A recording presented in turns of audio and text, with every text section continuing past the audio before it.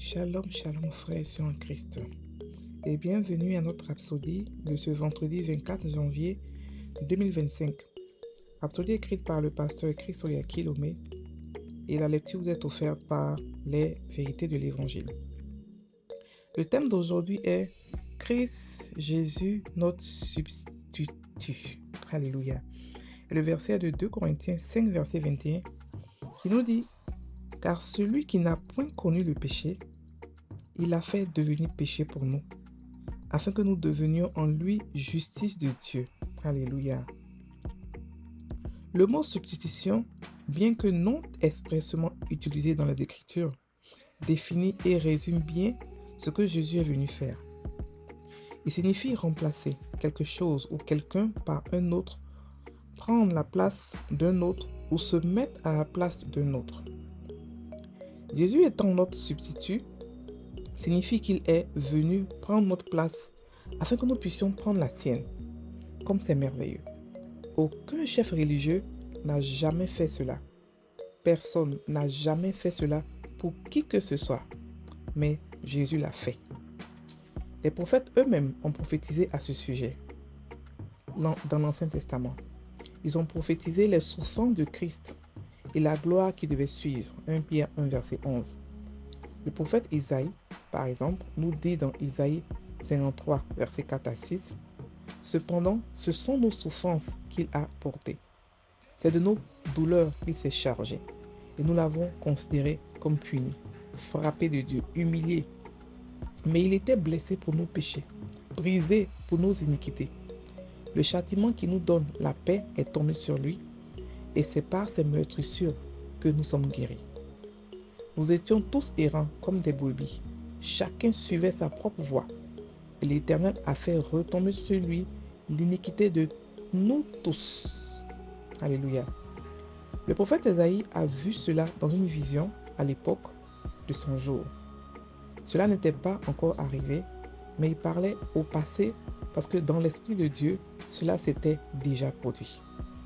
La Bible appelle Jésus l'agneau de Dieu qui a été immolé dès la fondation du monde.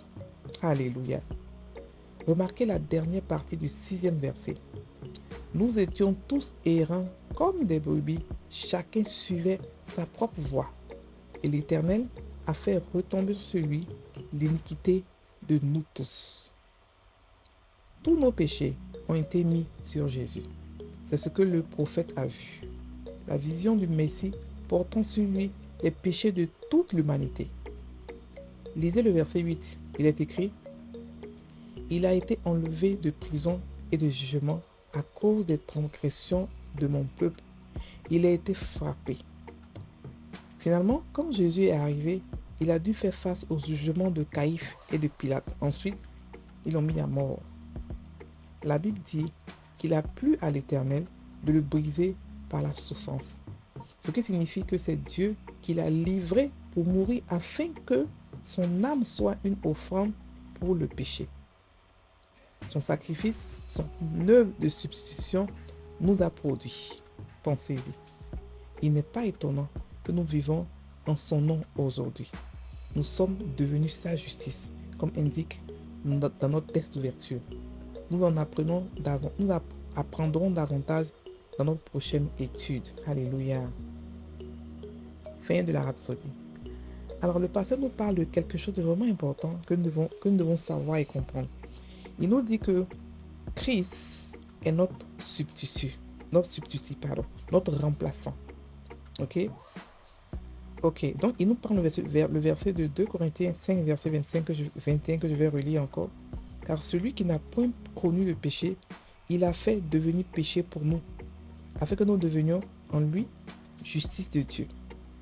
Donc ici, vous voyez la personne sans péché. Rien, aucun péché. Il s'est préservé expressément. Vous savez, il savait qu'il allait mourir à cause de nous. Ok? Il pouvait se dire, bon, de toute manière, je vais mourir, je peux pécher un peu. Mais non, il a voulu être l'agneau parfait. Donc, expressément, il a refusé de pécher. Il a dit que Satan n'a rien en lui. Donc, c'était l'agneau parfait. Donc, il est parti, il a pris, il devait, à cause de nous, être parfait en matière de péché. pour que nous puissions avoir sa sainteté et que lui, il puisse prendre nos péchés. Ok? Est-ce que vous comprenez? Donc c'est pour ça qu'on nous dit que il n'a point connu de péché. Parce que Dieu voulait créer des gens sans péché comme nous. Donc il fallait qu'ils ne pêchent pas. Il fallait qu'ils puissent savoir vivre, savoir gérer la divinité en temps dans un corps humain. Donc il a expressement pas connu de péché pour nous donner sa sainteté parce qu'il a eu un remplacement. Ok? Le pasteur nous dit que en fait le mot substitution n'est pas dans la Bible, mais quand tu lis les Écritures, quand tu étudies, tu comprends que c'est un remplacement qui a été fait. On a pris sa place, il a pris notre place, tout simplement. Et cela, personne ne l'a fait auparavant.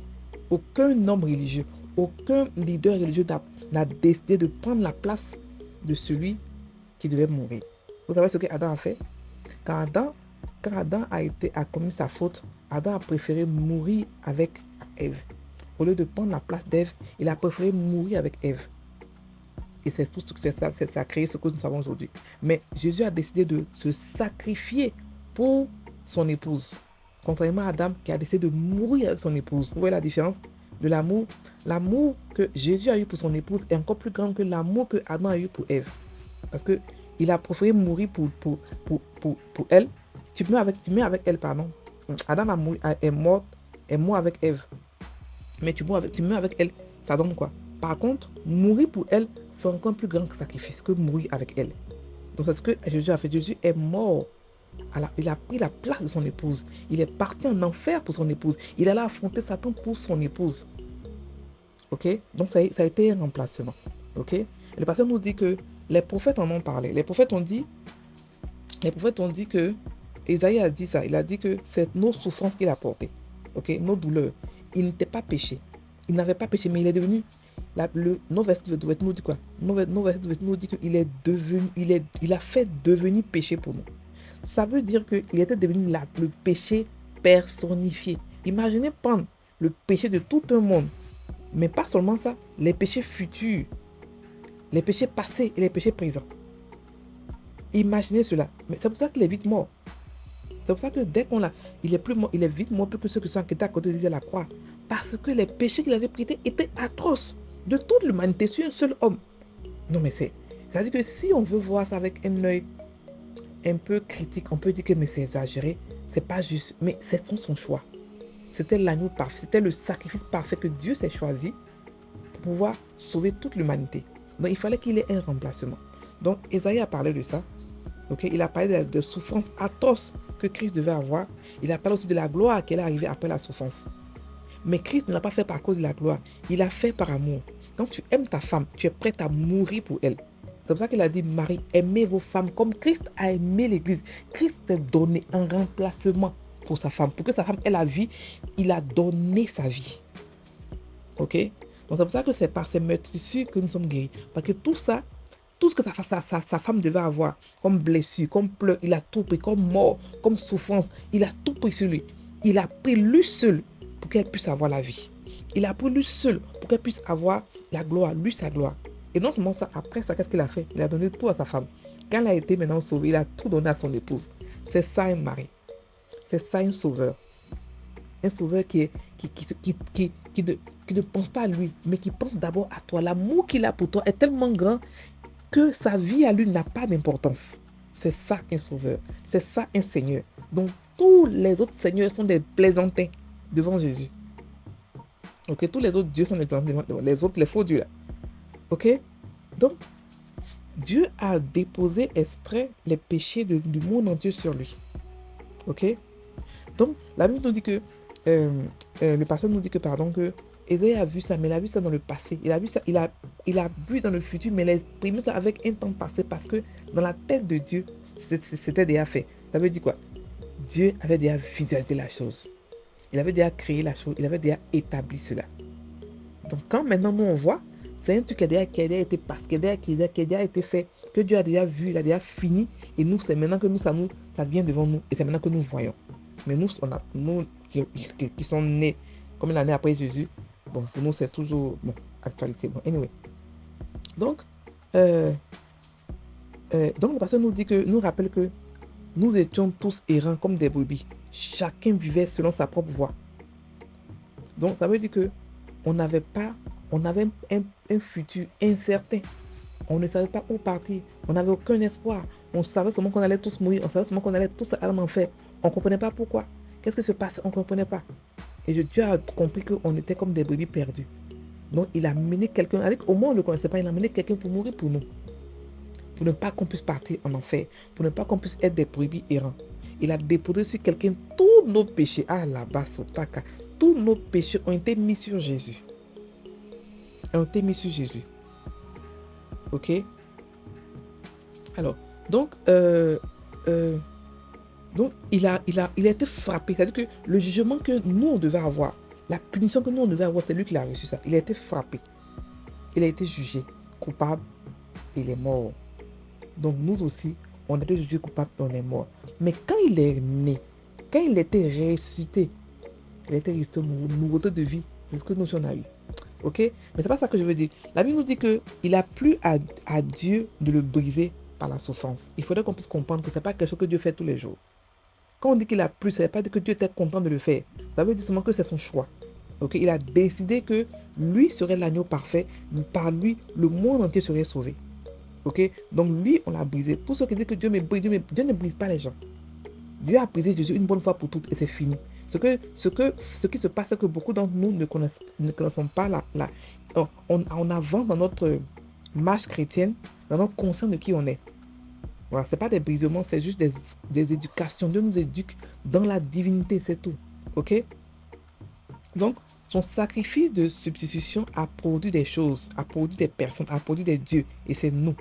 C'est nous, on est sa justice. C'est nous qui avons été produits à cause de ce sacrifice. Nous sommes devenus sa justice. Ok? Et nous devons comprendre cela et prendre davantage. Vous savez, on est des dieux. On n'est pas des humains. On a un corps humain. On a l'air, mais on n'est pas des humains. On est des dieux. Nos paroles sont esprit et vie. Nous vivons à Sion. Nous avons reçu le nom de Jésus. Nous vivons avec Dieu. Constamment, permanemment et pour l'éternité. Et cela a été possible à cause du sacrifice de Jésus. À cause du remplacement que Dieu a fait. Donc on était sur la terre et on nous a emmenés dans les cieux. Automatiquement, on est né dans le lieu 3 fois saint. C'est là-bas que nous sommes nés. Et Jésus a pris notre place en enfer. Et ensuite, il est venu maintenant, il nous a crié, il nous a fait sortir de là. Et on est sorti en nouveauté de vie. Comme si on n'avait jamais de passé. On est mort et on était ressuscité. Ok? Donc nous devons comprendre que Dieu a fait quelque chose d'extrêmement grandiose. Et profiter de cela au maximum. Alléluia. On va prendre la prière. Cher Père, je suis très reconnaissant pour le don de la justice et pour la nouvelle vie que j'ai reçue grâce au sacrifice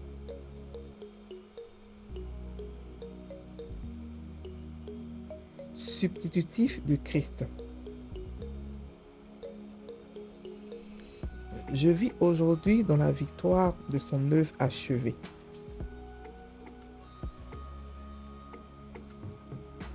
Pleinement conscient de mon identité en lui. Je marche dans la lumière de cette vérité, déclarant ta gloire et ta bonté au monde. Au nom de Jésus. Amen.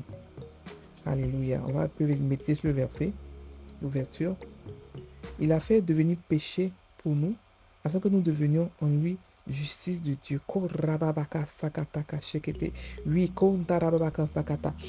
Quelqu'un est mort pour moi. Oh, car mon Seigneur est mort pour moi. À ma place, il a pris ma place. Oh, Shabo Sakata, Rababeke Toko Soko Shekete, Bikendo Kambarabandoko Soko Shakata. Il a pris ma place et maintenant je vis comme un Dieu. Maintenant j'ai reçu la nature de Dieu pour vivre à l'aise dans ce monde. Daraba, le monde m'appartient. Tout ce que mon Père a fait m'appartient. Parce que je suis joint héritier avec Christ. Oh, Satarabakata. Il m'a tout donné. Il m'a aimé comme jamais il n'a aimé quelqu'un d'autre. Ah, il m'aimait plus que lui-même. Il était prêt à remplacer, à prendre tout ce qui était m'était destiné de mauvais. Il a pris tout ça sur lui. Oh, quel Seigneur. Quel Seigneur. Qui a un Seigneur comme ça? Qui a un Dieu comme lui? Il n'y a personne qui peut l'égaler. Personne. Il a accepté de devenir l'agneau parfait. Oh, afin que sa perfection soit ma perfection. Afin que son excellence soit mon excellence. Oh, Koroko Takata. Il n'a rien d'ordinaire en moi. Il n'a rien, absolument rien d'ordinaire en moi. Oh, Koso Karibaba Sheketeri Bokamba Rababa Koso Sheketeri Bokamba Rokaba Rakataka Soko Shekete. Oh, Zoko Shekete Ribokambara Babakosa. Alléluia. Merci Seigneur. Alléluia. Frères et sœurs en Christ, passez une bonne journée. Soyez bénis.